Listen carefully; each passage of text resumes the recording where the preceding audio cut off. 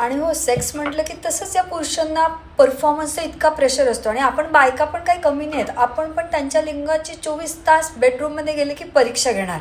बेडरूमच्या बाहेर आपल्या जिभेवर कंट्रोल नाही, बेडरूमच्या त्यांना त्यांच्या लिंगावर कंट्रोल नाही. आणि आपण राईट लेफ्ट सेंटर, फक्त ते लिंग म्हणजे पिक्चरचं हिरो. भाई हर औरत के पास एक हिरोईन आहे. आपण पण एक राणी आहोत. आपल्याकडे पण लिंगासारखं क्लिटरिस म्हणून काहीतरी आहे. त्याची पोझिशन, त्याचं लोकेशन, त्याचं परफॉर्मन्स, त्याचं प्लेजर, त्याचं इरेक्शन, त्याचं ejaculation, we have no idea. And bedroom becomes a battle of ego. It is all about performance, it is all about परीक्षा. मग प्लेजरचं काय, शृंगारचं काय? एकतर आपण संसार करतो, नाही तर संभोग करतो, नाही तर संतती करायचं. पण ह्या सगळ्यामध्ये स्त्री असो किंवा पुरुष असो, प्लेजर ये बराबरी का हक्क आहे. It is at your finger tips. दरवेळी ते लिंग आणि लिंगाच्या एतराफच पिक्चर नाही चालला पाहिजे. पिक्चर का हीरो है, एंड में आएगा, क्लाइमैक्स करेगा, पिक्चर खत्म हो जाएगी, पर बाकी पिक्चर बहुत बाकी है.